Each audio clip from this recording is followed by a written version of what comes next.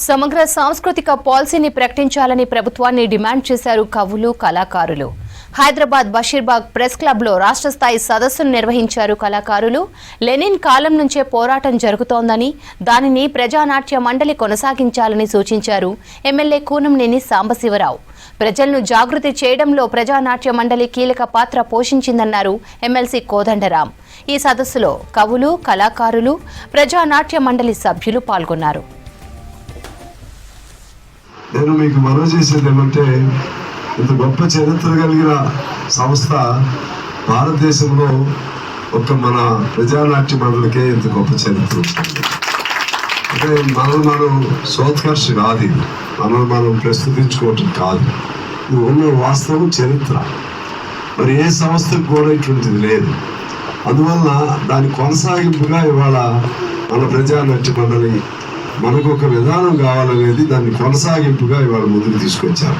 నేను ఈ సందర్భంగా మీకు చెప్పవలసింది ఏంటంటే, ఈ సమాజంలో మీరు ఎవరినైనా తీసుకోండి, అభ్యుదయ రచయితలు ఉన్నారంటే వాళ్ళకి నేపథ్యం కమ్యూనిస్ట్ పార్టీ, విప్లవ రచయితలు ఉన్నారంటే వాళ్ళ నేపథ్యం కమ్యూనిస్ట్ పార్టీ, అదేవిధంగా విప్లవ గాయకులు, కళాకారులు ఉన్నారంటే వారి నేపథ్యం కమ్యూనిస్ట్ భావజాలం.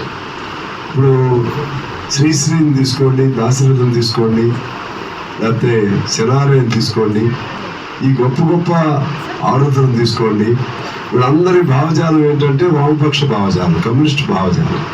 అదేవిధంగా గాయకులను తీసుకోండి, సుద్దాల హనుమంతు గారి దగ్గర నుంచి, లేకపోతే మన గద్దర్ గారి దగ్గర నుంచి అందశ్రీ గారి, మీరు చరిత్రలో ఎక్కడైనా తీసుకోండి, ఓ డప్పు కొట్టినా ఎర్రజెండానే, లేకపోతే డ్యాన్స్ చేసినా ఎర్రజెండానే. అన్ని ప్రజల కష్టాల్లో నుంచి పుట్టినయే ప్రజా కళలు. ఆ కళల ద్వారా ప్రజల కష్టాలని ప్రభుత్వాల దృష్టికి తీసుకువెళ్ళటానికి కూడా అది ఒక విధానమే, సాంస్కృతిక విధానం. ఇప్పుడు చెప్పుండ్రి 2 రకాల సంప్రదాయాలు ఉన్నాయి. ఒక సంప్రదాయం ఏం చెప్తున్నదంటే, మహిళ అంటే ఇంటికాడ ఉండాలి, కుటుంబం పట్ల బాధ్యతతో వ్యవహరించాలి, కుటుంబం కట్టుబాట్లను గౌరవించాలి, కుటుంబంలో అందరికీ సేవ చేయాలి. కుటుంబంలో ఉన్నప్పుడు ఒకరికొకరం సహాయం చేసుకోవటం, అండగా నిలవటానికి ఎవరం వ్యతిరేకం కాదు. కానీ మహిళలకు కూడా పురుషులతో సమానంగా ఎదిగే అవకాశం ఉండాలి అనేది 2వ దృక్పథం. ఇప్పుడు మీరు పాట రాస్తే మొదటిది చెప్తారా, రెండోది చెప్తారా? రెండోది చెప్తేనేమో కళ కోసం కాదు, ప్రజల కోసం అనేది. మహిళ ఉన్నటువంటి లాలిత్యము, ఆమె అందము వర్ణించటమే అయితే మీకోసం మీరు రాసుకున్నట్టు, తెలుగు సినిమాలో పాట రాసినట్టు.